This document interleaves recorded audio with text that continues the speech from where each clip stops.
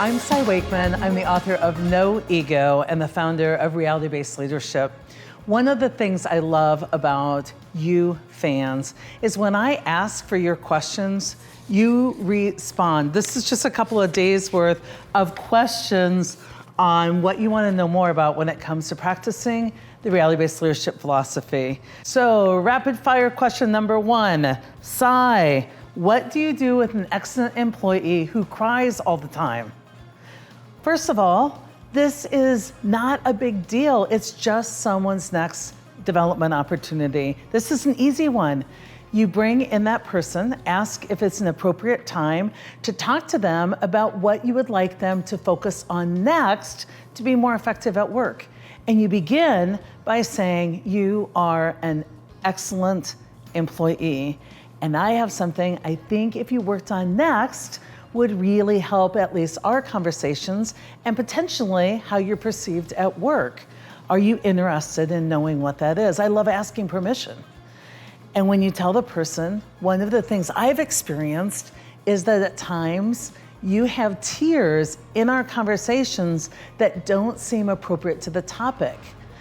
It's okay to welcome emotion at work.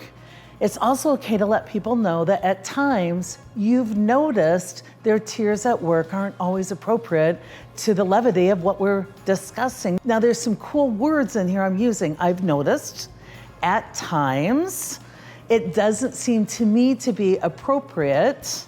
And I started with, you're an excellent employee. This is just what we're gonna work on next, or what I'd like you to work on next. So the conversation goes like this. Would love some time with you. I've been thinking about a way that you could grow next. Is this a good time? If not, make a time. When somebody comes in, say, want you to know my heart on this. You're an excellent employee. And being excellent, you have things to work on. Now, my mom used to always say to me, Sai, you are perfect and you could stand some development. So make sure you really stress with your employees, especially your high accountables, that many things can be true at once. It's not either or, you're great or you suck. It's you're great and here's what we want to work on next. And then just speak the obvious. At times, I see you bringing tears to situations that don't merit tears, at least on the surface. What I would love for you to do is some self-exploration. Don't take my word for this. Why don't you take it on as your own project to take a look at when you have tears and what's going on there. And by the way, a simple Google search will give you thousands of articles on how not to cry so much at work. Ask the person if they're willing to take this on as their next development need, and then give them an assignment for reflection. Why don't you take some time and just start to become aware about your own tears, time, place, and what you're feeling for yourself. And if you're interested in improving this, why don't you come back with some of your favorite articles from Google on tips and techniques to cry less in non-threatening situations, and I'll be your biggest ally and we'll work on this together. When I was a therapist, so many people would come to me and they would say, Sai, how do I talk to my kid about sex? Or how do I talk to my husband about this situation? And one of the best icebreakers I have found is you start out the conversation with your reality. I'm not sure how to talk to you about this, but here goes. It's called speaking the obvious.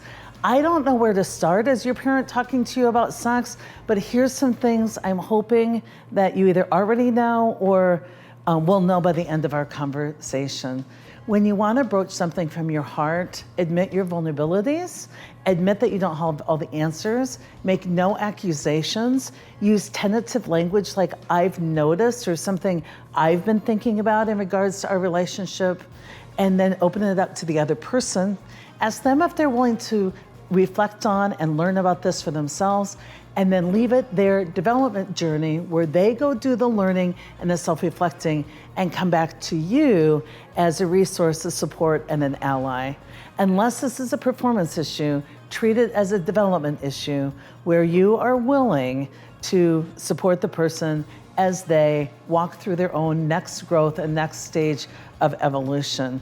But please don't just accept the behavior, because if you care about them and you're bothered by it, there's a ton of people who may not care about them and their future who are noticing it and getting a big bias developed towards the value of this person's work. So if you're a true advocate, if you're a true sponsor, if you're a true leader, you won't let questions like this go unattended.